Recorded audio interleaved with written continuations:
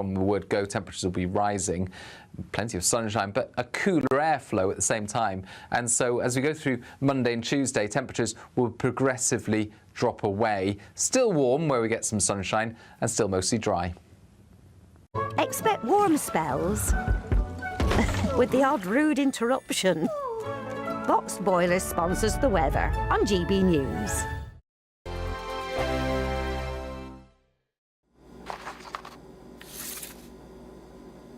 Crash Law 24 sponsors GB News Traffic and Travel Report.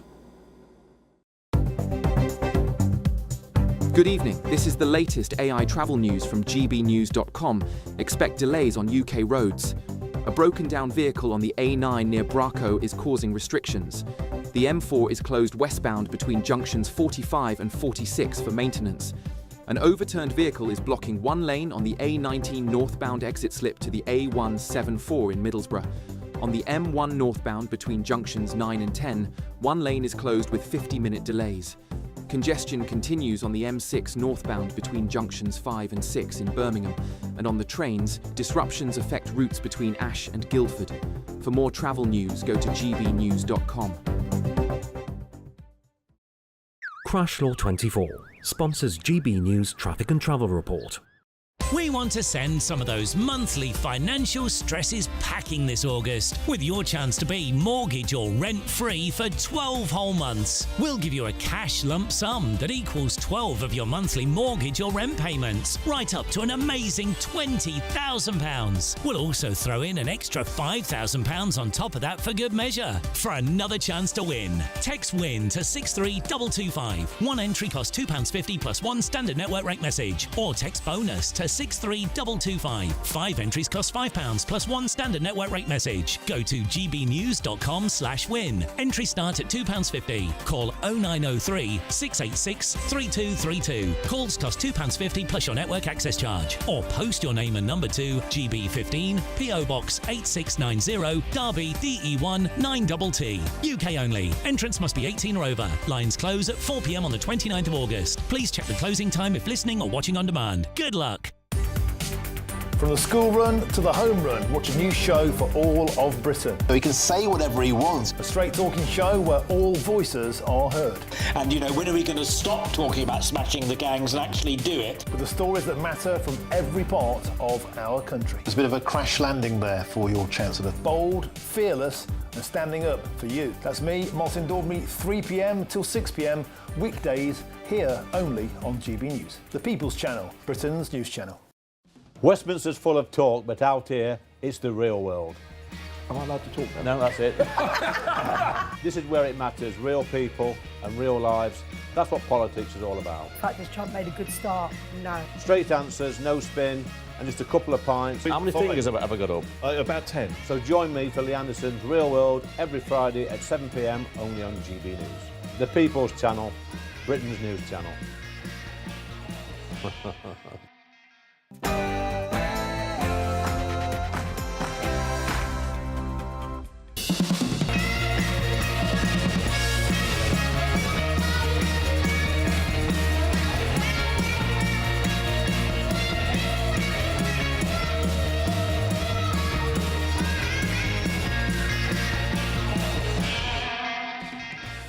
Welcome to the Andersons' Real World. Tonight on the show we have the very feisty Lizzie Cundy. She's going head-to-head with the former Labour MP Stephen Pound. On the show again tonight, we've got top chef Jameson Stocks. We've also got the CEO of Wildcrest Events, Mike Driscoll. But first, let's go to the news.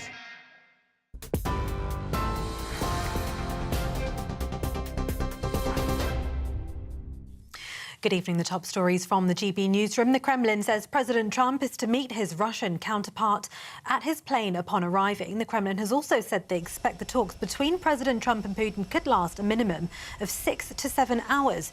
President Trump is on his way to Alaska to meet Vladimir Putin to discuss the war in Ukraine. The US president shared a message on social media ahead of boarding Air Force One, which said 2 words: high stakes. He spoke from Air Force One this evening. I want the killing to stop. I'm in this to stop the killing. You know, we're not putting up any money. We're making money. They're buying our weapons, and we're sending them to NATO, and NATO's sending us big, beautiful checks. But that I don't care about that. I care about It was a big factor when Biden spent $350 billion and got nothing. But what I do care about is they lost last week 7,011 people were lost, almost all soldiers. 36 people in a town which got hit by a missile, but over 7,000 soldiers. It's crazy.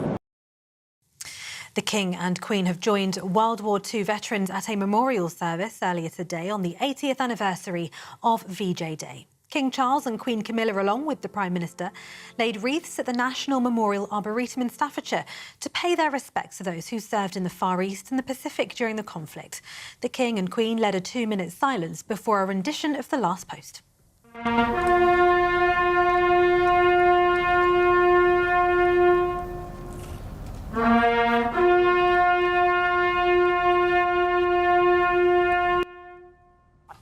Veterans of the conflict aged 96 to 105 joined the royal family at the site as guests of honour.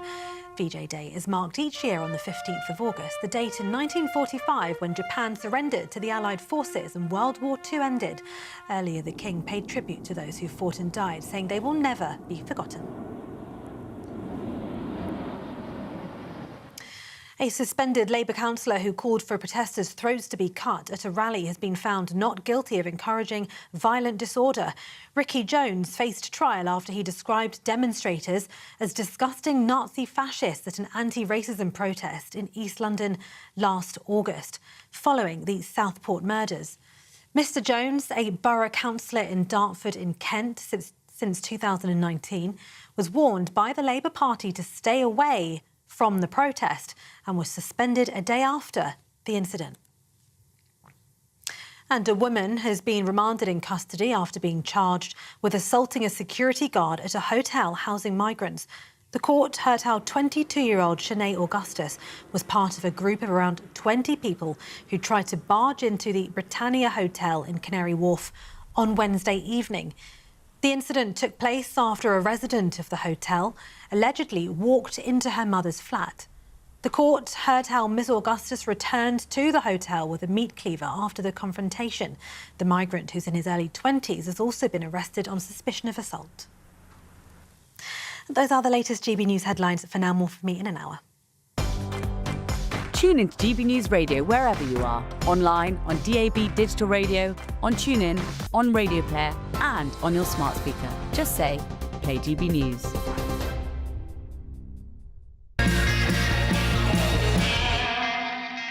Welcome to Lee Anderson's Real World. I'm Lee Anderson, the Reform UK Member of Parliament for Ashfield, and on the show tonight, he's back straight from the allotment, Stephen Pound. He's been handing marrows out like nobody's business. He's given a big marrow, actually, to Lizzie Cundy, who's our proppy guest tonight. He's left in the corner. He's back because we're desperate for guests. Anyway, this week we saw the 50,000th Channel migrant to cross the Channel. This is despite, Stephen, Starmer keep bleating on about smashing the gangs. Yeah. He's been saying it for a year. The numbers are up by nearly, 40-odd%. 50,000 have crossed the Channel. Mate, what's going off? Is he going to smash the gang? Well, let's get a couple of things straight. Firstly, no government in the history of this country has come up with an answer to this problem. The Tories had 14 years to sort this out, and they came up with some half-baked Mickey Mouse scheme about Rwanda. I think they sent one person to Rwanda. If we send 49 people back to France, or 50 people, that's 49 more than they did. No, the reality is, when you've got a couple of people who are desperate to take over the leadership of the Conservative Party, going 26 miles out of their way into Dieppe and Calais, to be horrified and shocked, as you did with Jenrick and Phil Pierce. Let me just stop you there, Stephen, for 1 minute. You see, Lizzie, I've just asked him a really, really simple question, and he's doing anything but answer the question. So take a breather, Stephen. Think about the answer. I'll come to you, Lizzie. Typical politician. Look, he's going on about the last 14 years. You can't deny Keir Starmer has actually been in for over a year, and the situation has got worse. I mean, the arrest of the smugglers has actually gone down by 16%. So this smashing the gangs, he couldn't even smash the top of his boiled egg, Lee. This is the trouble. And now, if you noticed, he stopped saying it and he's given it all to Yvette Cooper, who now looks like a scared rabbit with a hernia. I'm telling you, they have not got a clue. And they've given 800 million to the French. They've not even got their feet wet. And now we've got the small boats on steroids. It's 60 foot and can put on, I think, 107 people. Yeah. I mean, this situation is getting from worse to a nightmare. This is a massive crisis, and Keir Starmer hasn't got a clue. Of course, Stephen, Liz is quite correct, isn't she? It's getting worse and worse and worse under Starmer. Well, it's got worse and worse. I mean, there's no question about that. I can't argue. It's got worse. You know, as I said, we've still not reached the figures under Boris Johnson, which is pretty horrendous there. But look, here's the reality. It's very easy to come up with, and I think I'll attack my own party for this, to actually come up with some slogan about smash the gangs. It's as bad as stop the boats. What we want to do is have people be a bit more sensible, a bit more rational. The only way we can actually deal with this issue, firstly, is by processing people as quickly as possible. Oh, no, Stephen, no. We're not having this, mate. We cannot have young men processing sitting in people, hotels doing nothing all day. The devil makes work for idle hands. More quickly does not stop people coming over the channel. It does. It doesn't, Stephen. Because at the moment, if you, I mean, just try to imagine for a second that you're some smuggler trying to actually sell the product. You know, get to the UK, keep your head down for 3 years, bish bash bosh, you're sorted. If you come to the UK, you're going to get processed within 3 weeks, and then you get sent back. That kicks the bottom off the market. Sent back to where? Yeah.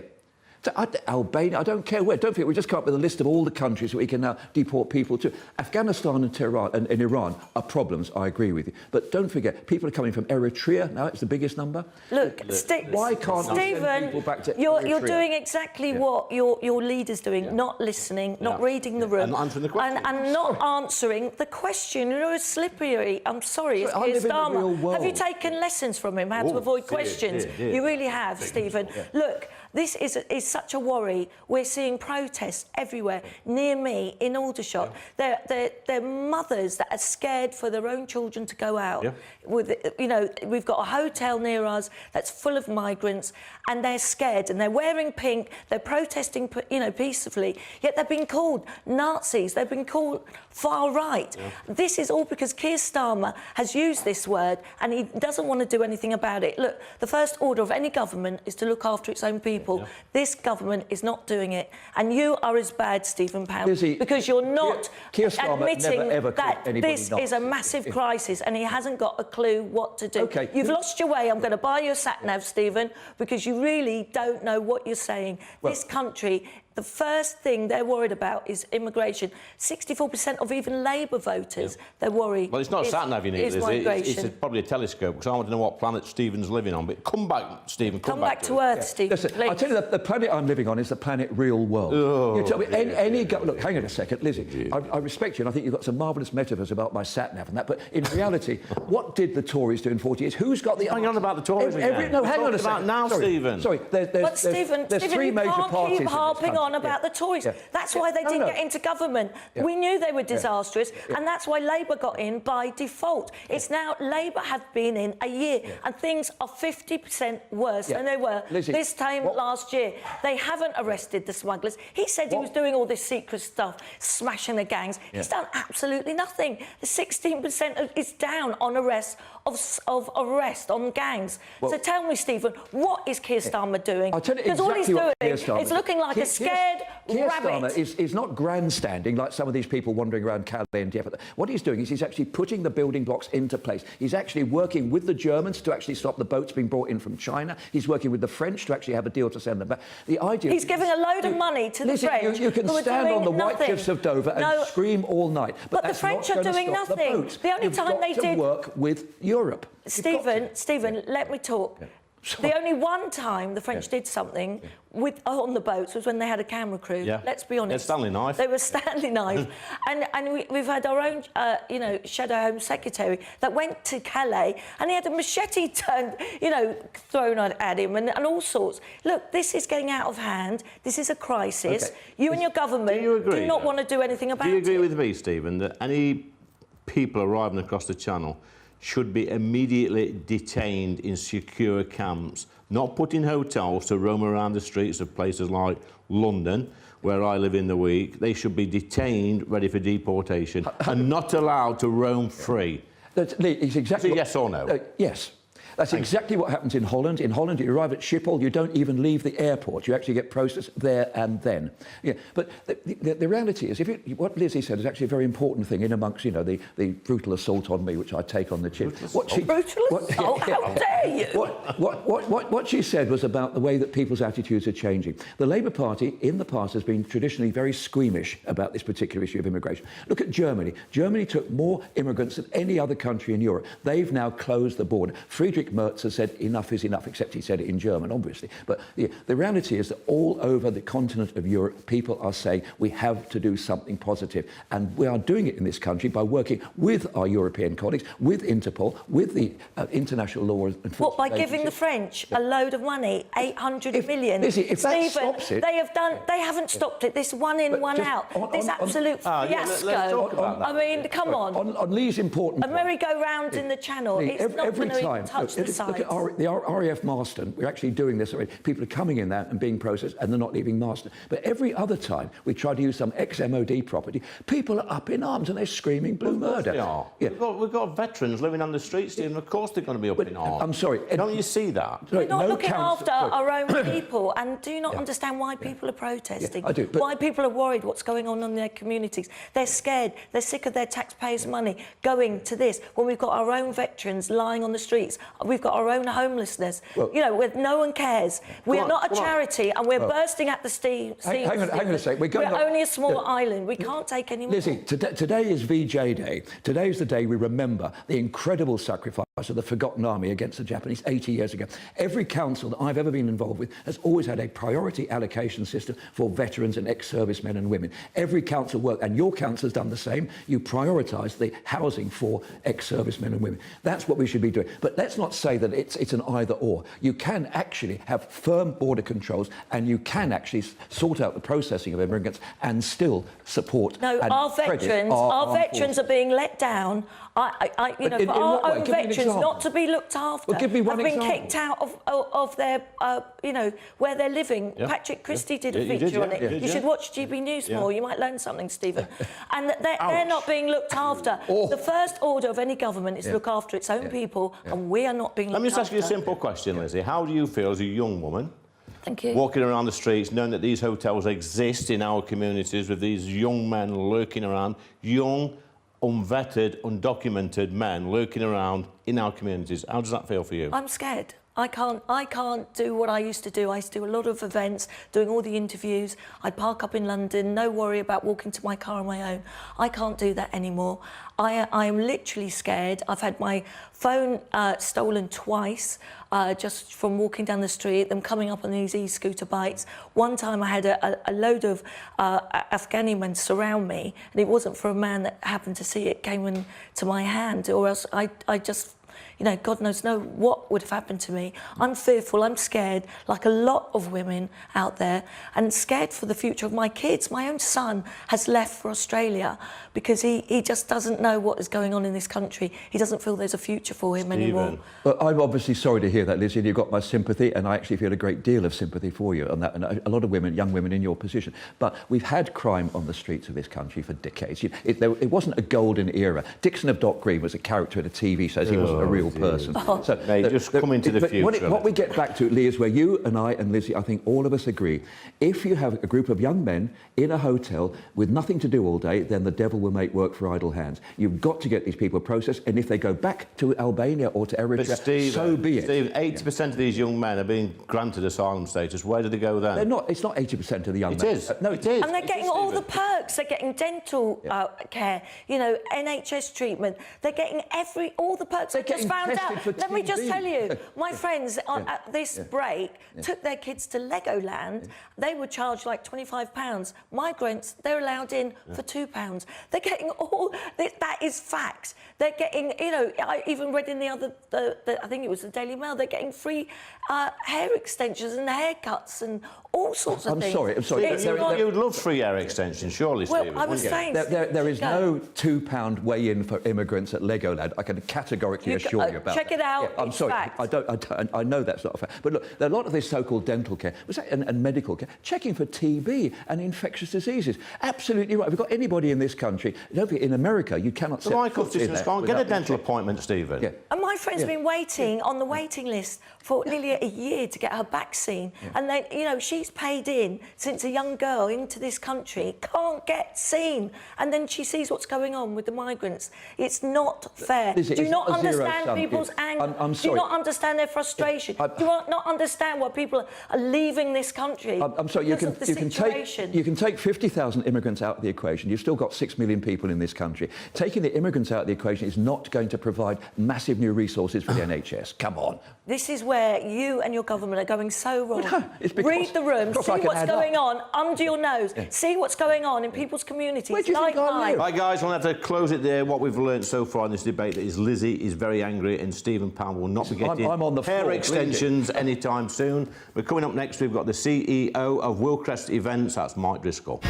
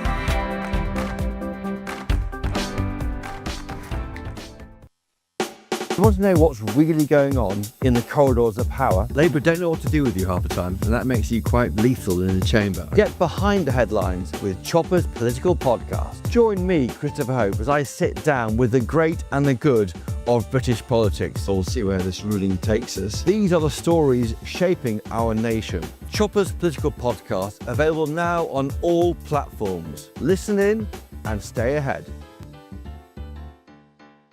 You've read the headlines, you've heard what those in power have to say. How about now we actually get to the truth? They would pay attention. We go beyond the political theatre and tell you what's really going on behind the scenes. For a massive council tax hike, one of the biggest in the UK. Others follow their lines, but we go off script. You sound like a broken record, you say that week after week. Cutting through the narratives and giving you unique perspectives. That's Ben Leo tonight, Saturdays and Sundays from 9 p.m. on GB News, Britain's news channel. It's Patrick Christie's Tonight, and here we do things differently. It's explaining the absolute madness of this, doesn't it? It's explosive. I mean, this is very good. It's lively. 850. Your government sat there, Sean, and it did nothing. It's controversial. And the Middle East has been in turmoil since before I was born. It's everything you need to kickstart your evening. Everyone's had their Weetabix tonight. I love to see it. That's Patrick Christie's Tonight, weeknights from 9 p.m. Only on GB News, the People's Channel, Britain's news channel.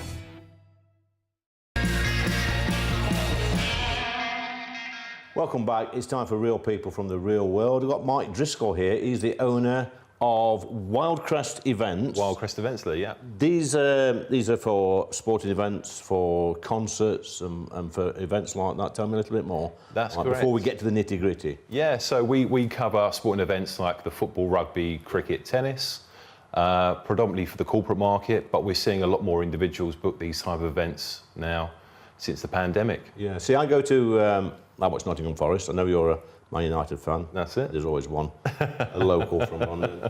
But every game is sold out now in the Premiership. Yeah. Virtually, I mean, every Forest game is sold out. How do people get tickets? Yeah, so you just got to make sure you're booking with reputable companies. So look out for official resellers like ourselves at Wildcrest Events. So you can check people's websites.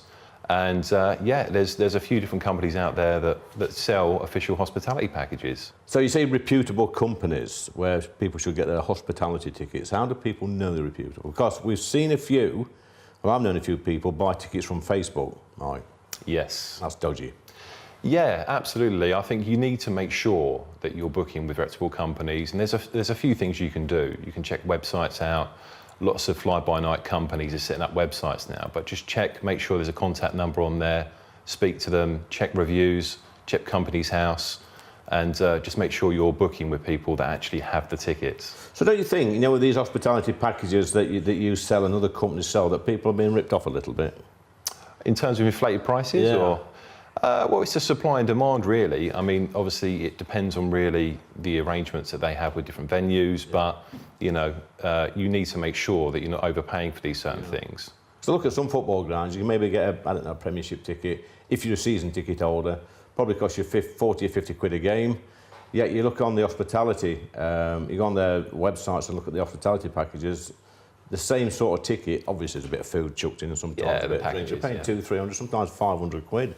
For a ticket, that's a lot of money, mate, isn't it? It can be. I mean, it is more geared towards the corporate market, so people entertaining clients, but we're seeing a lot more people now who are individuals who are actually booking these packages, and some of them are variate. So you can book from, you know, entry level up to the super VIP level. Yeah.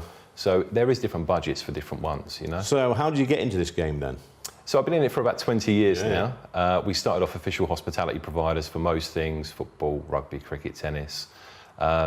You know, as an entrepreneur, had my ups and downs through the years, but we've really seen a real increase since the pandemic. In 2022, I started working with Alfie Best, and we're now business partners with Wildcrest Events, and we've kind of scaled the company considerably since then. So yeah, it's going in the right direction. So what's been your biggest seller this year? This year, well, the football season's about to start, so we're doing well with that at the moment. How do you get your tickets though?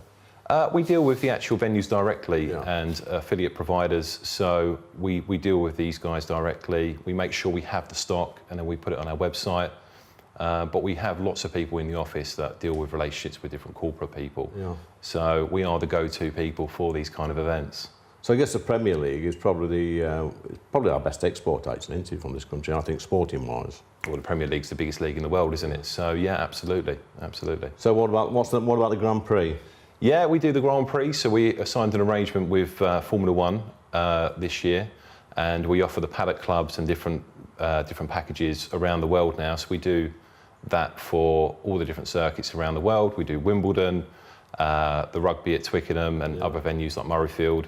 So yeah. I have to ask you about Wimbledon. What would a ticket in hospitality cost for the Wimbledon final? Off the top of your head? Well, this year we see, because we deal with the debenture tickets there. So you had Alcatraz this year, and you've got, I think it was around about 12,500 it was fetching for a debenture ticket.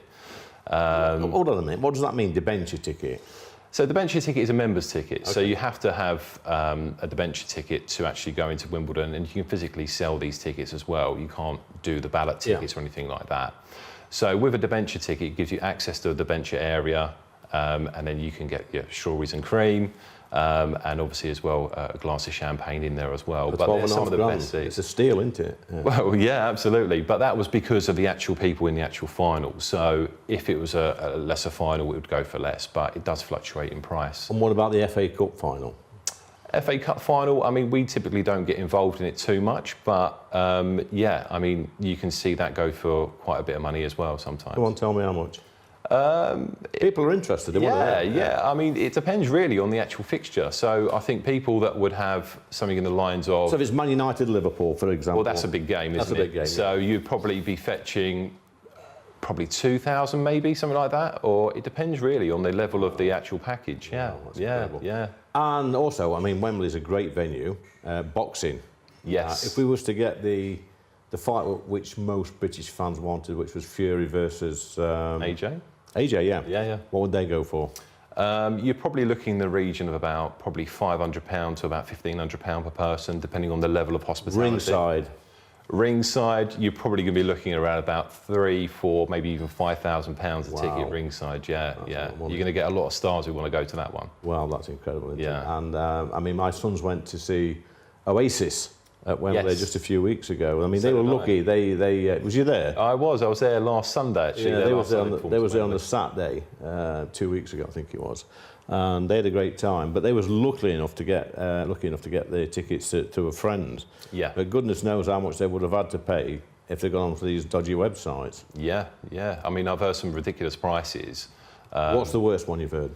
I think about £5,000 a ticket. Yeah, I don't know who's paying that, but slightly cheaper than a pint of beer at Wembley, isn't it? Yeah, a little bit. Yeah, I think they were paying about £9–10 a pint. Yes, at Wembley. Well, the good thing about the hospitality, you get all the food and drink included, so you haven't got to worry about that, which is quite a nice thing.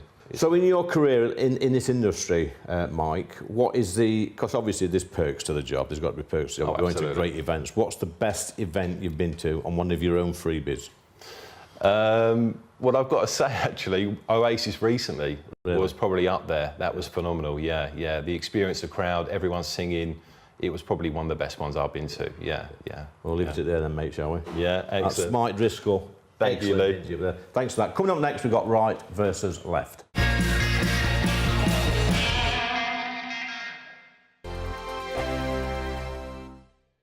Hello again and welcome to the latest update from the Met Office for GB News. We do have a lot of cloud across the eastern parts of the UK. That's going to spread further west during the next 24 hours.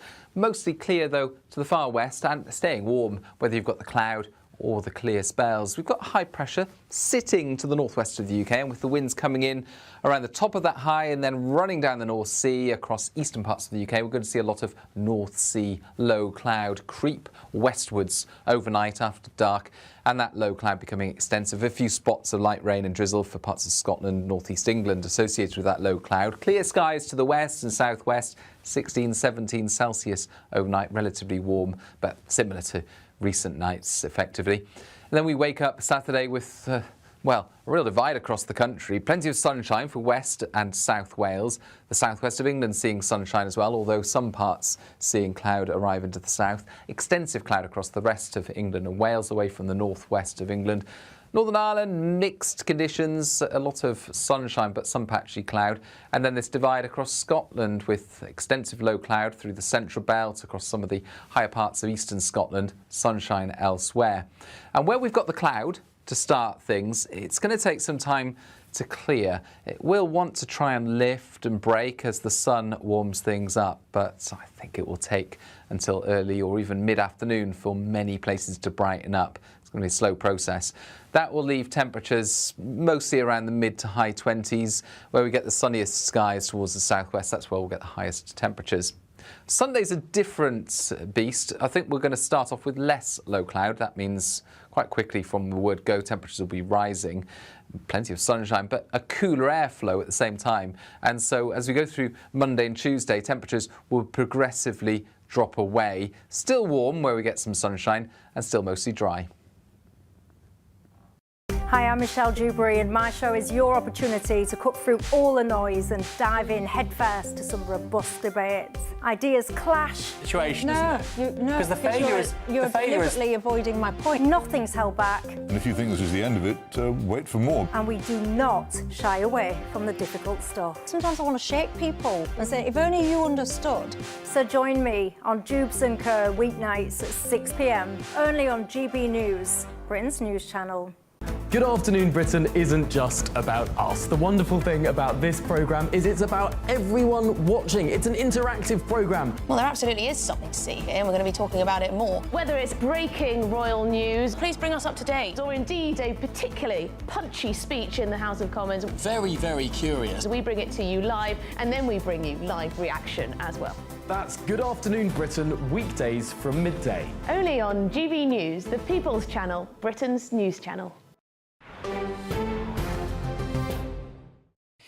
Well, Welcome back to GB News. I'm Miriam Kate. Now, you can continue watching Lee Anderson live on YouTube, but we are going to bring you some breaking news now because Donald Trump's plane, Air Force One, is landing in Alaska, where, of course, he is scheduled to meet Vladimir Putin, the Russian president, to discuss peace talks for Ukraine. Now, we understand that this meeting will now also involve his Secretary of State, Marco Rubio, and the Special Envoy, Steve Witkoff. So it will be a 3-on-3 meeting rather than a 1-on-1 meeting as previously planned.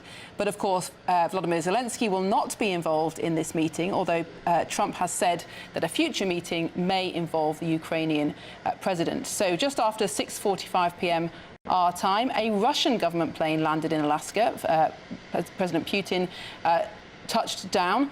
And of course, Trump has been talking about this meeting all week, trying not to raise expectations too much, but nevertheless hoping to agree to some sort of deal that will bring an end to the fighting in Ukraine. Now, of course, many European leaders have been upset that President Zelensky is not involved in this meeting. There has been talk about the meeting resembling the Munich Agreement in 1938, when, of course, Hitler and other European powers carved up Czechoslovakia without the Czechs being involved. But Zelensky has been very clear that any land swap or land exchange would not allow Russia to launch another war in a few months or years' time. But whether or not that is achievable remains to be seen. So huge amount of hope around this meeting. President Trump, of course, said that he hoped to end the Ukrainian war within a day of becoming president. That hasn't happened.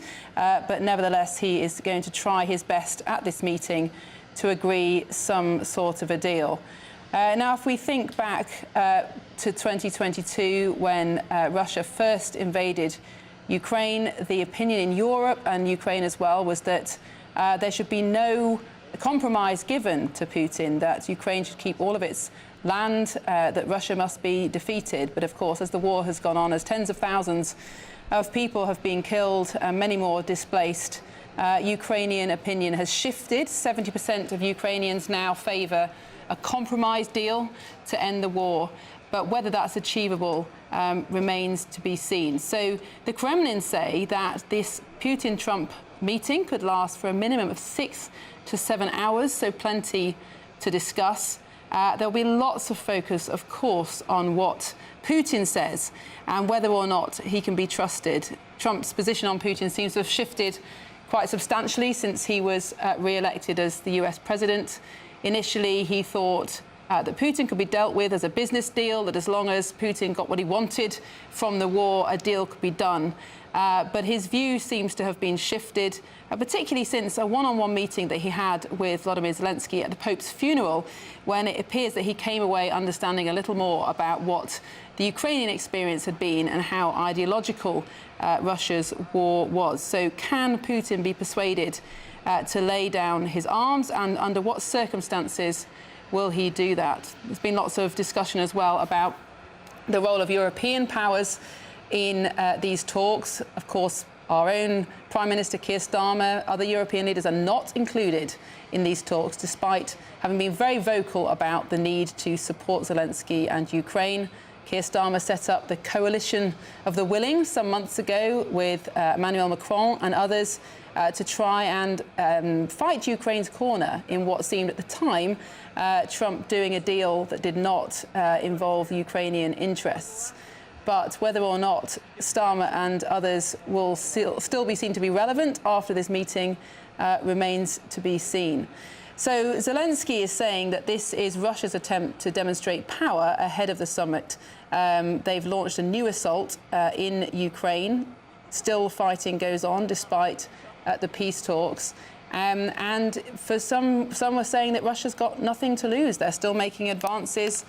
Putin, of course, not a democratically elected leader, does not need to keep his electorate happy. Zelensky, on the other hand, will have to sell whatever deal he has to his people. So we're seeing footage now still of Air Force One touchdown in Alaska for this meeting, due to last 6 to 7 hours potentially.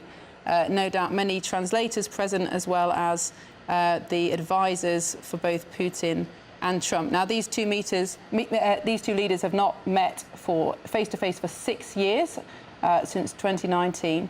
And the location for the meeting has had to be very carefully chosen because Putin is under an arrest warrant by the International Criminal Court. So for all the countries in the world that have signed up to the ICC, he is threatened with arrest if he lands in those countries. However, the US has not signed up to the ICC, so he will not be arrested when he lands. He's landed on US soil in Alaska.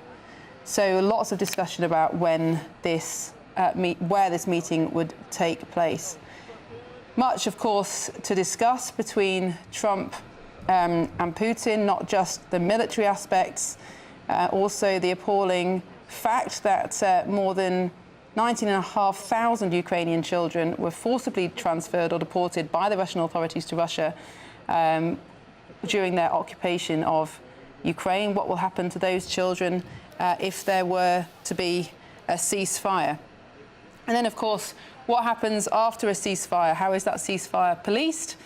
Are European troops involved? Is American military involved? Is Russia to be trusted to hold the lines that are agreed? And what next for Ukraine? Tens of thousands of young Ukrainian men have been killed, many more desperately wounded. Any settlement that's seen as unfair will surely create bitterness and anger over coming years and create huge resentment within Ukraine. So a very, very difficult peace to negotiate, but all eyes will be on Alaska over the next few hours. Of course, lots of people have been mocking Trump for his declaration that he would end the war within a day of being elected. Of course, that hasn't happened, but nevertheless, some hope that this is at least progress after more than 3 years of brutal war, a war that's really shaken the post-war understanding in Europe of West versus East. Is this a new Cold War, a new understanding of what the future is for relations with Russia?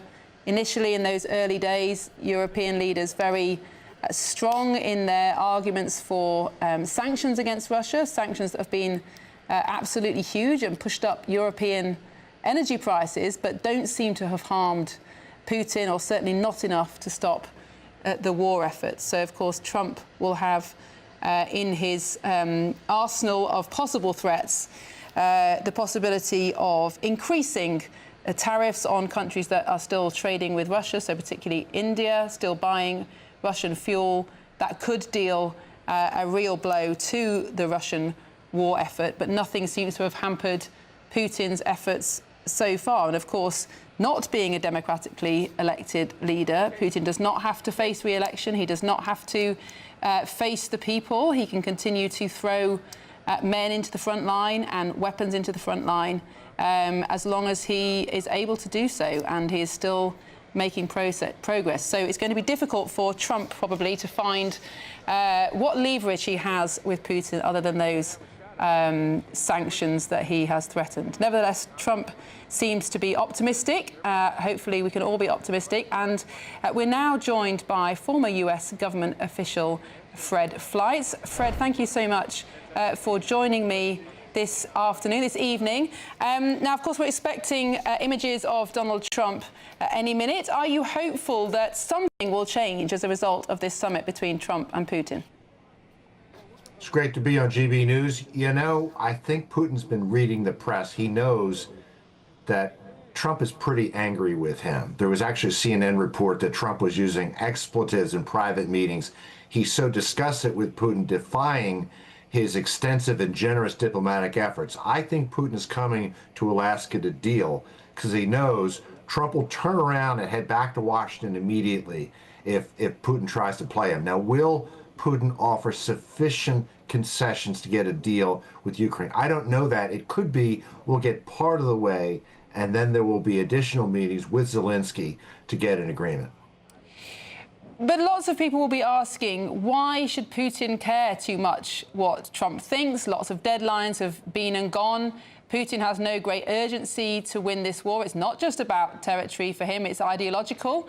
Why would he not just string Trump along as long as he can? I think Putin wants to avoid tough energy and economic sanctions, but those are all good points. There's something Trump can offer that no other leader will probably ever offer, and that's a face-saving way out of the war and a better future for both Putin and the Russian people. No other leader on the world stage is willing to normalize relations with Russia, and we just have to hope that Trump can make the case that this is a one-time deal that Putin's not going to get anywhere else, and it's in his best interest to seize it. If a ceasefire was agreed, if a deal was made about where the boundaries should be drawn, what guarantees do you think America could or would give to Ukraine and Europe to protect those boundaries, to uphold the agreement? There's been a lot of discussion about security guarantees, and I know European leaders would like to send a so-called peacekeeping force, which would really be combat troops, into Ukraine. Putin will not agree to that. Instead, I think Ukraine should be armed to the teeth, so that there's no way Russia could succeed in invading again. Now, we know Putin has called for Ukraine to be disarmed. That's a deal killer. That can't be part of the agreement. I think there has to be an agreement that Ukraine will be well armed with defensive weapons so Russia won't invade again. And who would provide those arms? Europeans, Americans? I think they'd come from Europe and from the U.S. Now, what's the American view on this? Trump was elected on a platform to end the forever wars, and yet he seems to be getting deeper and deeper into the Ukraine war. Is public opinion with Trump, or do they want him to walk away? I don't think Trump's been getting deeper and deeper in the Ukraine war, and it's interesting that when he agreed to send weapons to Ukraine, he said that NATO members will have to buy them. I think that is Trump keeping his word not to get deeper into this war. But I will tell you that America is divided on this war. The Republican Party is divided on it. They're isolationists. There's people who would like to continue to arm Ukraine with no plan to end the war. Trump is somewhere between that. He wants the ceasefire immediately. He wants to stop the killing. I believe most Americans agree with him. Do you think Trump's opinion on the war, and Putin in particular, has changed? Of course, we had that now infamous White House Oval Office press conference with Zelensky that ended in blows and sent shockwaves around the world. And yet he seems to have made peace with Zelensky since then, now a little bit more cynical about Putin. What's changed, do you think, in Trump's mind? Trump tried a cordial approach to Putin. He sent his top advisors to meet with him. And Putin basically disrespected Trump, didn't take advantage of this, actually accelerated the war. So Trump changed his strategy. He agreed to send weapons to Ukraine through NATO. He said he'd put tough sanctions on Russia. No one thought Trump would do this. But look, a good leader changes his strategies when the current strategy isn't working. And that's what Trump did here. And I think Putin's going to realize that Trump will up the ante significantly if he doesn't agree to a ceasefire. Now, Trump and the Vice President, J.D. Vance, have been pretty critical about Europe, not just on military issues, on issues such as free speech, and really implying that the Europeans have not done themselves any favours in this conflict, that we've armed Ukraine enough to keep the war going, but not enough to win. Do you think that relations with Europe will change after this meeting? Will the Europeans be brought back into the fold? Or is America still determined to sort this out without the participation of Keir Starmer and others? I think this was a pretty good week for U.S.-Europe relations. There were quite a few phone calls between Trump and European leaders. Trump participated in a virtual summit convened by the Germans. Trump talked to Zelensky. The Europeans can't complain that they weren't extensively consulted with before the summit, and I think that's great for U.S.-European relations. It's been a good war for U.S. defence manufacturers, hasn't it? I guess there's people who look at it that way, but we need to stop this war. Trump's priority is to stop the killing. Thank you very much, US government official Fred Fleiss. Thank you for joining us at such short notice. We're still seeing pictures there, excuse me, of Air Force One, hoping to see President Donald Trump as soon as he touches down in Alaska ahead of those talks with Vladimir Putin. Well, let's get more with American political strategist and spokesman for the Republicans overseas UK, Errol Moorcoach. Errol, thank you for joining me this evening. Are you hopeful that these talks will bring a ceasefire closer? Yeah, absolutely. And I think all of us have to be, because there's nothing but optimism at this stage, right? We're at the touchdown, airplanes on the ground stage. So there's nothing to be gained from being negative or pessimistic. I think that Donald Trump brings a lot to the negotiations in his personal style. I think that maybe we're going to look at a ceasefire as being the goal of this. And as President Trump has said, he wants to bring in the Ukrainians. He wants to bring in another round. So this is phase one. We want to get to phase two. Let's let them feel each other out. But yeah, I'm very confident, very positive. Now, Trump came into office promising to end this conflict within a day. Obviously, he's not succeeded. Do you think that he has learned from his first few months of experience in dealing with Zelensky and dealing with Trump? Is he better informed going into this meeting than he perhaps was 6 months ago? I do think so. I think he had to be cordial. He had to play the digital gamesmanship game he has to do. But in the end, Vladimir Putin was a bad actor. Vladimir Putin didn't come to the table. He didn't hold up his end of the bargain. He would give Trump nice words, but his actions didn't match it. So Trump's much more guarded here. He's much more prepared for Putin's tactics. He remembers the meeting in Helsinki. He remembers how things went last time. I think that all comes into America's favor and to the world's favor as Trump is trying to at least stop the killing. When we can stop the killing, then we can work out the nuance and we can start discussing where you draw borders, where you don't draw borders, where the ethics of this are going to come into play, if at all. But right now, if we can focus on stopping the killing, I think Trump's prior history with Putin is going to be to everybody's advantage here. But I suppose some would say, why did Trump ever believe that Putin was anything other than a bad actor? It's perfectly possible to discuss pragmatically and logically what Putin wants, but it's very clear that he's not just interested in a few more kilometers of Ukrainian land. There are ideological reasons for this war. He doesn't believe that Ukraine is a legitimate country. He wants it part of a greater Russia. Why did Trump ever believe that Putin could be seen as some sort of business partner that could be bought off with a good deal? I think it's maybe a little bit of a lack of confidence in the prior administration. We didn't feel that the Biden administration had made any overtures for peace. And if you don't give peace a chance at the base level, at the, let's say, a polite level, you're not going to get to the point where you can have peace at all. So I think maybe it was a little bit naive optically, but in the procedural way you go through things, I think it was necessary to see if there was an obvious peace deal that had just been sitting on the table. Remember, they hadn't met President Biden and President Putin. So, we came in with very little faith in what the prior administration had done, and I feel that President Trump gave perhaps a little bit too much time. But it was from a place of, let's find out before we cross the Rubicon here. And the next step after this, if there is no peace, is going to be escalation from the Americans. So Donald Trump, speak softly and carry a big stick. I think we're at the speak very deliberately part of this negotiation because, you're right to bring that up. That is something that didn't go as we had hoped. Now, ultimately, any peace deal that's agreed has to come with a guarantee. What will happen? What consequence would there be should either side breach that agreement? And ultimately, for the Ukrainians, the only safe guarantee is the threat of military action against Russia by its allies, Europe and the United States. But are there any circumstances in which the US would sign up to such a guarantee, where they would, at the last resort, take military action against Russia should they breach any agreement?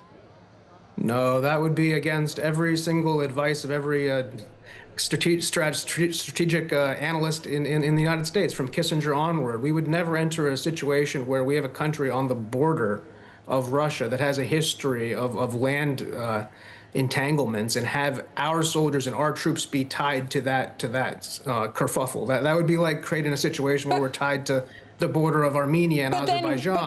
But then how can any peace work if there isn't that ultimate consequence of military action if there is a breach of the terms? Well, I think you have to build that. I think this is a great question because this is where Europe can step up. This is where Europe can step up with military guarantees. This is where the U.S. can integrate itself economically. You see that deal we made for the resources. That was a 50-50 deal. That's very generous. I mean, in any other situation, it's 90-10 in the favor of the investor. So this is an idea to buoy the Ukrainian economy with not only real infrastructure and investment development, but also defense investment through the Europeans, through NATO, to integrate them farther. So Russia's deterred by the fact that Ukraine would be so strong they couldn't possibly do this again. The United States support should come in a more financial way and also in a training way. But this is a great opportunity for the EU, the Europeans, to step up, back Zelensky, back the Ukrainians, and find a way to make that special carve out for them to be relevant in this situation, because it can't be the responsibility of the young men of Kentucky to go fight in the eastern part of Ukraine if there's a disagreement in 20 years. That's not fair to the American voter. Isn't the problem here that Russia is a nuclear power, and that's what's made the West nervous all the way through this conflict, not knowing whether Putin would be pushed to use either tactical or other nuclear weapons, and that had this been a non-nuclear power, America and perhaps Europe would have intervened a lot sooner. And that threat's not going to go away, is it? Putin is always going to have access to nuclear weapons. Is there really any prospect of guarantees when those weapons are in play? I'm glad you touched on this, because not only are they a nuclear power, there are other nuclear powers. You know, I mean, Iran theoretically has some nuclear material. North Korea has nuclear material. We're not afraid of them. You know why? Because if they tried to shoot any of those nuclear missiles, we would shoot them out of the sky. Russia has Mach 10 hypersonic missiles with multi-entries, 5 or 6 multi-entry warheads. So these things can break any defense structure. They could hit London in maybe 5 minutes. So that's what makes this negotiation so impossible, to have the one-sided, oh, you'll come and speak to us, we're the Americans, you'll have to, bend the knee. In this situation, no, they can't match us economically. No, they can't match us in force projection. But in terms of terminal velocity, kill impact, they can outstrip almost anybody in the world, and they can put nuclear weapons, nuclear tips on the end of that. And because of that, you'll never be able to, have the parity or a situation where they're deterred. What you can do is intertwine economic alliances and probably be a little bit more conscientious of their position, not to give them any leeway. But the Americans did promise them, when they removed their troops from East Germany, that they wouldn't push NATO farther to the east. So there is room for us to work with them in terms of not maybe pressuring them, because they are a very violent, aggressive nation run by a man who has no problem putting his own people through the meat grinder. And while that might be unpalatable or disagreeable, that we have to sit down and work with those people, the alternative is to continue the killing fields, the 800 miles of trench warfare, and the over 1 million young men died on both sides, young men who probably didn't hate each other. And that's what makes it all even more tragic. And of course, the Ukrainians will be very aware of previous deals that have not been upheld, where they gave up their nuclear weapons for the promise of peace, where Crimea was invaded in 2014 with no sanctions from the West. But let's talk about Donald Trump's style. He's a very, very unusual, unique president in the way that he operates, and couldn't be in more contrast to Joe Biden, who by the end of his presidency was barely giving media interviews. But now Trump will speak to anyone, anywhere. We've already seen him on Air Force One today, speaking freely with journalists. He shoots from the hip, he says things, he changes his mind tomorrow, but he's very open with what he's thinking from day to day. Do you think that level of transparency is helpful in these kind of negotiations, or should he be holding his cards closer to his chest? Well, I think kind of what makes it work is Donald Trump, the way that we see it in the media or as just a passerby, we see it as this public diplomacy, the bringing in the South African president or bringing in Zelensky, cameras on the Oval Office couch and going at it, doing this public diplomacy on Twitter or Truth Social. And that kind of puts us in a tunnel vision to think, hey, that's how Trump operates, that's the only way things go on. But one of the interesting things is that distraction allows for Marco Rubio and also for traditional intelligence communications, including by the president, that aren't reported, to continue on the back door. So I think it's something that we should be cautious of thinking is fully transparent. Like, we think it's all transparent because what we see is close to what we get. But there's a lot of things that go on the back end. So while Trump is bombastic, while his style, I think it can inspire fear in certain leaders, Vladimir Putin doesn't care what Trump is tweeting. Vladimir Putin only cares about what goes on in that meeting. That meeting is going to be behind closed doors. So I think it's a little bit of a quid pro quo for the strategic viewpoint of this. But I think that perhaps we have a myopic vision of it because we have been so accustomed to seeing it in the front row that we don't know that he does conduct traditional diplomacy. And this is going to be much more traditional, much more by the book, as you might expect, especially with Marco Rubio there. I wonder what you think about how the British press report on Trump and portray his presidency. And I certainly think that his first presidency, much of the British press mocked him, thought that he was a failure, couldn't understand why Americans had voted for him. And yet this time, although there's obviously still an awful lot of criticism of Trump, he's not especially popular amongst the majority of voters in the UK, there nevertheless is a grudging respect for him this time in Britain. The mainstream media are taking him more seriously. Have you noticed that? Do you think it's something that Trump has changed, or just a pragmatism, understanding that he's here for some time? Yeah, I suppose perhaps it's respect is earned and not given. And even if it's begrudging, I think a lot of people, love him or loathe him, can't deny that the man ran the gauntlet. And very few people, like one thing you'll see with leaders oftentimes is they'll admit on camera, hey, I had nothing to lose and I went for it. Well, Donald Trump had everything to lose, and he went for it. And while people can dislike that, people also do see the inherent risk of putting cards on the table, winning, and then conducting yourself in this way. And I think, game recognizes game, and people who are talented and doers in the world see Donald Trump through a lens of that's somebody who can do things. The British people are successful people, hardworking people, and I think ultimately their politicians realize that an alliance with Donald Trump, who's a natural Anglophile, is only going to be better for the UK. The special relationship, people can think it's real, people can think it's more of a symbolic thing, but Donald Trump is the kind of guy who you can actually use that to your favor with. So I think it behooves everybody to take advantage of President Trump's natural likeness for the United Kingdom, and perhaps that's come through. He is a taxpayer in the UK. He owns multiple businesses throughout Scotland, and I think it's something to be said for that, and maybe the British people have come around to it at least marginally. Well, we're seeing pictures of Vladimir Putin's plane arriving in Alaska, the Russian leader on that plane there, getting ready for this much vaunted summit with Donald Trump, a summit that the Kremlin have said may last 6 to 7 hours. So an awful lot to be discussed. Errol, do you think the really fine-grained details of land and military might and perhaps mineral deals are all going to be discussed? 6 or 7 hours is a long time for a broad-based discussion. Are they going to be getting into the nitty-gritty of what comes next?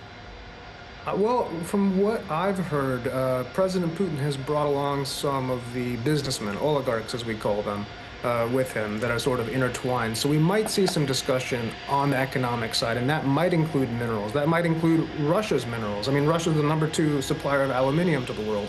Russia now is forced to sell all of it to China, which only brings Beijing and Moscow closer together. So in a weird way, by buying their aluminium, we could actually reduce this dependency. There's all these little weird things that would be nitty-gritty that if you're there for 6 or 7 hours, might talk on.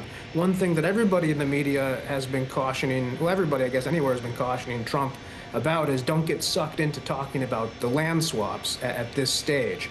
Because obviously the land swaps mean Ukrainians trading their own territory to themselves. It's like the other guy stole your chips and is like, well, I'll give you back something. So it's not exactly a swap in the same context, and obviously that's something that Trump has said, hey, Zelensky needs to be in the room, perhaps the Europeans can be involved. So the goal is to stay away from that discussion beyond a tangential sort of understanding that there's been a lot of lives lost, and trenches draw the borders a lot better than guys with maps and glasses. So that's going to be probably where it goes. But I think ultimately this is going to come down to narrowing down what a ceasefire means and what that means in terms of guarantees that both sides can give each other for that ceasefire to stay implemented. Because if you have a ceasefire, then it's broken immediately. There's no value to this meeting, and we're back at square one.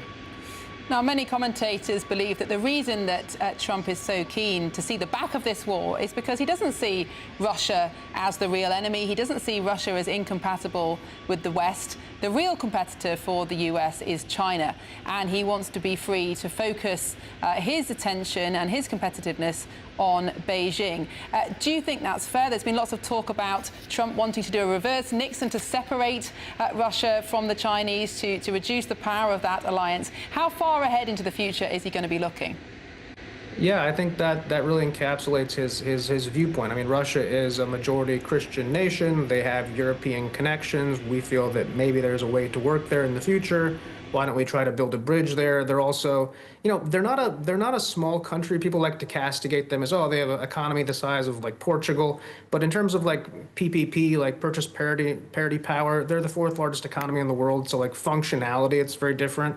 China, though, is a competitor that's actually taking on our industry, taking on our entrepreneurship, taking on our automobile sectors, jobs that take pensions and that are union jobs. And that's where Trump's new voting base is as the union president, the president of the working class for the first time in the Republican Party in like 60 years. So I think that's kind of why he sees China more as an economic threat. Russia is not an economic threat in a direct sense to the United States industry like Russia is in sort of like global industry, large scale projects, but not in like the way that, you know, TikTok or Alibaba can compete with a Facebook and an Amazon. These are the kind of reasons why Trump sees China as sort of the competitor of the future and why he wants to pivot. And the U.S. entire policy wants to pivot towards Asia, by the way. And that's something that's really important for us as Europe, you know, kind of gets back on its own feet and goes forward. And keep in mind, you know, in NATO, actually, Hawaii is not included. We're the only country in NATO to not have our entire country included because of the Pacific being such a different thing. So as the U.S. turns to that theater economically, militarily, obviously, we will too. So the faster we can wrap this up and Europe can kind of take hold of its own problems, the faster we can focus on looking eastward. Well, Errol, thank you so much for your time this evening. Thank you for joining us on GB News. Now, we're now joined by US political analyst Eric Ham. Eric, thanks so much for joining us this evening. We're just seeing pictures of Vladimir Putin's plane arriving in Alaska. This could be a historic day. What do you think we're going to see after this 6 or 7 hours of talks? Well, I think that's what makes this such a stunning theater, is the fact that we simply don't know. In fact, even now, as these two men are prepared to sit down for a face-to-face, the first time Donald Trump will do so since coming back into office, we don't know what the parameters are. And of course, the expectations of this meeting have continued to change literally day by day. And so what the president is expecting to get is still unclear. We know, of course, what Europe and Ukraine certainly want, but Donald Trump has made clear that the goal, of course, today is not to negotiate on behalf of Ukraine and to actually get to a place of a three-way summit, which Vladimir Putin has been steadfast that he is not prepared to do because he simply doesn't recognize Zelensky as a credible leader, and he doesn't recognize Ukraine's sovereignty. And so can Donald Trump actually push, or will he even push Putin to actually that place, which I think is a baseline for such a meeting to even take place? We just don't have the answers to any of that right now. But some commentators will be asking, on what basis can Trump trust Putin at all? He's notoriously broken many different agreements. He's changed his mind numerous times about what he wants from Trump. And ultimately, he's not a democratic leader. He's not bound by the same interests as leaders in the West. He can continue this war as long as he wants to. He doesn't have to please his people. He's got plenty more young men to send to the front. On what basis can Trump trust anything that Putin says? Well, I think all of that, what you just laid out, is why this meeting is such consternation and such concern, not just for European and NATO leaders, but also for many within the United States. We're talking about someone who is seen as a pariah, a war criminal of the International Criminal Court. Now, the United States is not a signatory to the ICC, but nevertheless, to have an American president put the power and prestige and influence and might of the United States on the line to meet with such a figure on U.S. soil, no less, it's something that's very striking, and which is why I think we saw these European leaders earlier this week take the unprecedented step to meet with, to cajole, and to educate Donald Trump on the importance of this meeting, and also, too, to have them actually try to influence and shape an American president in his ability to conduct foreign policy. I think it speaks to where we are at this moment in time, even as this meeting is taking place. Now, Eric, we're just hearing that President Putin will be joined by Foreign Minister Lavrov and an aide, Ushakov, at this meeting. And we know that Trump also will have Steve Witkoff and Marco Rubio with him. So some of the top team from both countries here. But what's the view amongst the Republican Party? It, of course, has been split on foreign affairs for some time, with some of the more isolationist elements not wanting to get involved at all, but others seeing it as the United States' duty to try and bring peace. Is the Republican Party generally happy with Trump's approach at the moment? That's a really good question. And we know that when the United States, led by Donald Trump, struck Iran at those 3 nuclear sites, there was a lot of pushback from within the MAGA base because, again, one of the things, one of the ideologies of the MAGA base is to basically focus more inward, to not engage with the rest of the world, to not plant the flag and not be this arbiter of peace and justice around the world, and an antagonist to tyranny, as we have seen from the United States for nearly a century now. And now that you have the president engaging with Vladimir Putin and attempting to try to broker peace, there are those who certainly are pushing for this, but there are also, now we're beginning to see some Republicans who actually want to do more, not less, in terms of providing more U.S. aid and support to Ukraine. And so I think this is going to be, not only is the president going to have to navigate a very tricky situation with a wily Putin, but he's also got to deal with a base and a party who might be looking to do more and engage more to try to provide additional support to Ukraine. How influential do you think European leaders have been on Trump's view? We know that Zelensky's had an impact, that meeting that was seen at the Pope's funeral when they had a one-to-one, and Trump seemingly came away with a much better view of Zelensky and Ukraine's moral right to win this war. But how influential has Keir Starmer, Emmanuel Macron, Merz been? Is Trump ignoring their point of view, or does he mean it when he says he's going to keep them informed? Well, if we look at what took place throughout the week, earlier Donald Trump seemed as though he was using Kremlin talking points when he was referring to land swaps in exchange for a peace deal. And then we heard him say that in order for this meeting to be successful, it would require a follow-up meeting that would have Zelensky and possibly other European leaders at the table, something we know that Vladimir Putin certainly does not want and doesn't support. And so I think clearly, at least at that moment, there was at least some relief that perhaps those leaders had gotten through to Donald Trump. Now, we will not know, in fact, how influential they have been until we know what the exact readout and takeaways are from not only the one-on-one between Donald Trump and Vladimir Putin, but of course that larger group of people that will be meeting. And also, I think it's important to note that where this meeting, I think, could get much more trickier is we know that in addition to those people who you mentioned, we know the larger meeting will include a lot of the economic teams for both of these leaders, which suggests that we could see Vladimir Putin possibly take this entire summit into a very different direction that doesn't necessarily focus on peace or ceasefire, but something completely different, which, of course, we know Vladimir Putin would love to see happen. Now, Eric, we're just seeing images of President Donald Trump leaving Air Force One, walking down those steps into Alaska, ready for this summit in Anchorage with Vladimir Putin. We've learned that both presidents will bring 2 senior advisors with them. Vladimir Putin will be joined by his foreign minister Lavrov and an aide Ushakov. We know that Trump will bring Steve Witkoff and Marco Rubio. The meeting is thought to last perhaps 6 or 7 hours, according to the Kremlin. So obviously an awful lot of discussion taking place. We're now seeing Putin coming down the steps from his plane. Both leaders preparing to meet on American soil. They haven't met in person for 6 years. The venue for the meeting has been chosen very carefully, the location, because, of course, Putin is under an arrest warrant from the International Criminal Court. So were he to touch down on any of the countries that were signatories to that criminal court, he could be arrested. Of course, the US has not signed up to the ICC, so he is safe from arrest on US soil. So much expectation around this meeting. This war, of course, has been going on for 3.5 years. Tens, perhaps hundreds of thousands of people killed. Huge impact, not just in Ukraine, but across Europe.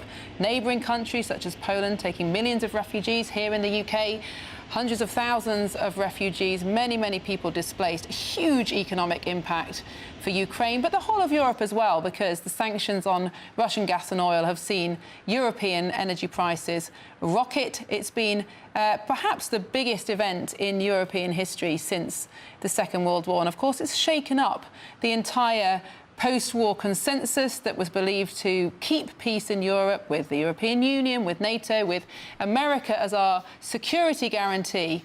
All that was shattered in February 2022 when Putin's troops that he'd amassed on the border of Ukraine invaded. And of course, we've seen some horrific pictures and footage from Ukraine ever since, and the people there continuing to fight, continuing to experience daily attacks from drones and other weapons, even in the cities. Now, Trump is there on the red carpet, waiting to meet Putin. They're about to shake hands.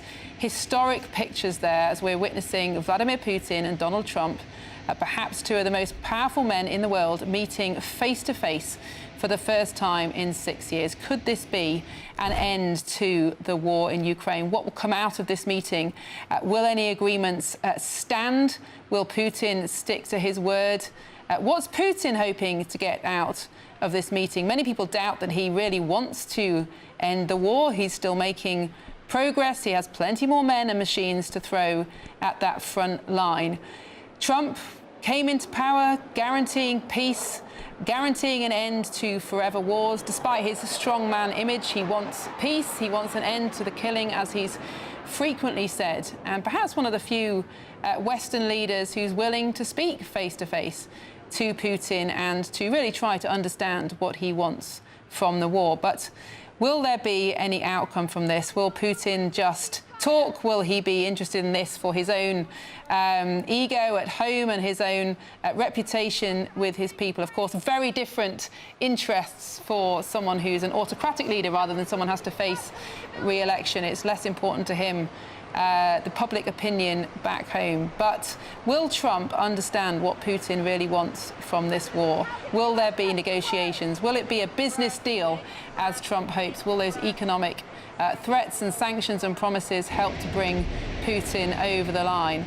And what about the role of European leaders? Our own former Prime Minister Boris Johnson, of course, one of the first to support Ukraine, still extremely vocal in his support of Volodymyr Zelensky, the Ukrainian president, and all of European Union rowing in behind our own government. Keir Starmer, of course, as well, has made significant efforts to show support of Britain and the rest of Europe for Ukraine, but increasingly has seemed to be sidelined since Trump came in. And there have been comparisons about this meeting between Trump and Putin with the 1938 Munich Agreement, when, of course, Hitler and other European leaders carved up Czechoslovakia without any Czechs being present. So some Ukrainians asking if this is a repeat of 1938. Will Ukraine be carved up without the presence of any Ukrainian representation?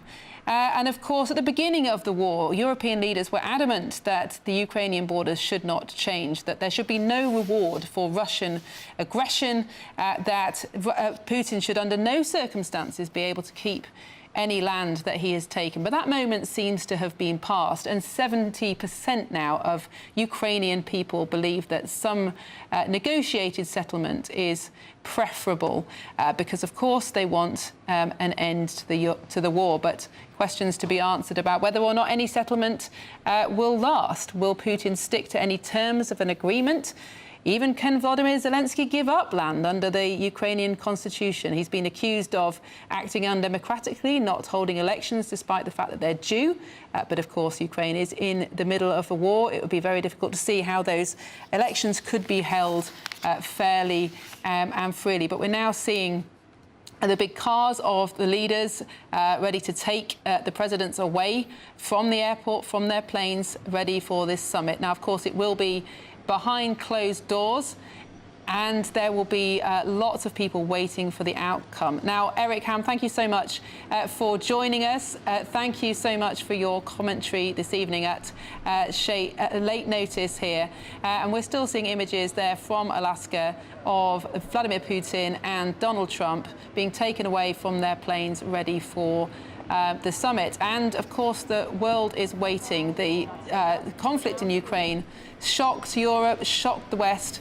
Many people never thought that Putin would actually go ahead and invade, would send those hundreds of thousands of troops over the border. And it really has changed warfare as we know it. Many people thinking before then that warfare was only going to be about technology and cyber attacks and investing in those kind of technologies. But we've seen a return to trench warfare that we haven't seen for decades, and the use of infantry, but drones that have changed the face of warfare, cheap drones that have been used to take out hugely expensive tanks and other military equipment. So a big change in warfare that we've seen over the last 3.5 years. But Ukrainians on the ground having to live day to day in such appalling conditions. So we can only hope that this summit between Putin and Trump will bring an end to that war. So we're seeing again the big armoured cars of both presidents. The latest pictures here on GB News. We're watching them live in Alaska as the leaders touch down. Now, they will be joined by their closest aides at the meeting and no doubt some interpreters, but it will be a private meeting behind closed doors. And it'll be interesting to see what kind of rapport the two leaders have. They've not met for 6 years. Of course, Trump was out of power for a number of those years, but now back for his second term and promising to end the war. Well, let's get more on this with American political strategist and spokesman. Sorry, I apologise. Let's get more with Stuart Crawford, who joins us now. He's a former British Army officer. Stuart, thank you for joining me this evening. The British interests are rather sidelined this evening, aren't they? Do you think Starmer's efforts are going to be worthwhile, or is this the end of European influence? Good evening. I don't think that it's going to be the end of European influence, but I think that European influence will not kick in just yet. I see this very much as a preliminary sort of seeking out information meeting between President Trump and Putin, and that European involvement will follow on if this meeting is successful and Donald Trump does, as he says he's going to do, try and arrange immediately another meeting which will include President Zelensky of Ukraine and possibly other European leaders like Macron and Starmer. So I don't think Starmer's efforts have been wasted at all. Now, at one point, Starmer said that European troops may be required to help guarantee the peace should a ceasefire be agreed. Do you think that's realistic? Could you see a situation in which British and other European peacekeeping forces actually patrolled a border with Russia? Well, I think it's definitely a prospect that has to be considered. The first prerequisite of any peace in Ukraine has to be a ceasefire, and that ceasefire has to be monitored and verified, and it has to be done by some sort of neutral organization. Otherwise, both Ukraine and Russia will not be too honest in some of their pronouncements and declarations vis-a-vis keeping the ceasefire or breaking it. So I think that some neutral organization has got to be, if a ceasefire does come, has got to, if you like, patrol the ceasefire line, wherever that may be and however wide it may be. Personally, I don't think it's a job for the UN. I think the UN is pretty toothless when it comes to peacekeeping operations, and I've participated in them myself when I was in the British Army. So it has to be some combination of European nations and perhaps other nations, because Putin's got to agree to it, as has Zelensky. So it's not straightforward. And then it throws up a whole host of other questions to do with what happens if the ceasefire is broken, what happens if the peacekeepers are attacked, and so on and so forth. So it's quite a complex situation altogether. Now, Stuart, British forces have been involved with training Ukrainian troops both before the war and during the war. Can you tell us something of what British troops have been doing? What have they brought to the table when it comes to the training of the Ukrainian military? Well, basically, they've been training the Ukrainian military in the Western way of war, if you like, but purely or mainly in a sort of defensive posture. A lot of effort has been put into weapons training, obviously, small unit tactics, how NATO goes about its war doctrine, and right down to the level of how to clear trenches, how to put out recce patrols, etc., etc. And a very large number of Ukrainian troops have been through this process, both in the UK and elsewhere. I haven't got the exact numbers, but I think it's somewhere in the region of 50,000 Ukrainian soldiers so far, and someone will correct me if I'm wrong. But that's quite a big effort, and I think the UK has done particularly well in this.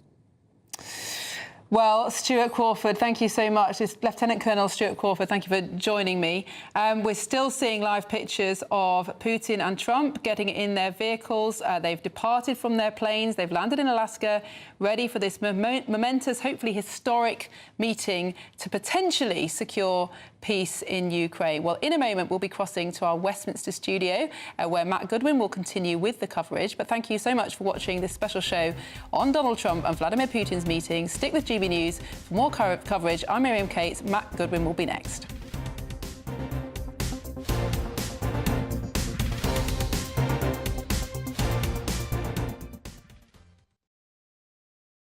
Westminster's full of talk, but out here, it's the real world. Am I allowed to talk now? No, that's it. This is where it matters. Real people and real lives.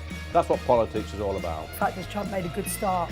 No. Straight answers, no spin, and just a couple of pints. How many fingers have I got up? About 10. So join me for Lee Anderson's Real World every Friday at 7 p.m. only on GB News. The People's Channel, Britain's news channel. This is GB News, Britain's news channel. What I want to talk about now, though, is a Christian street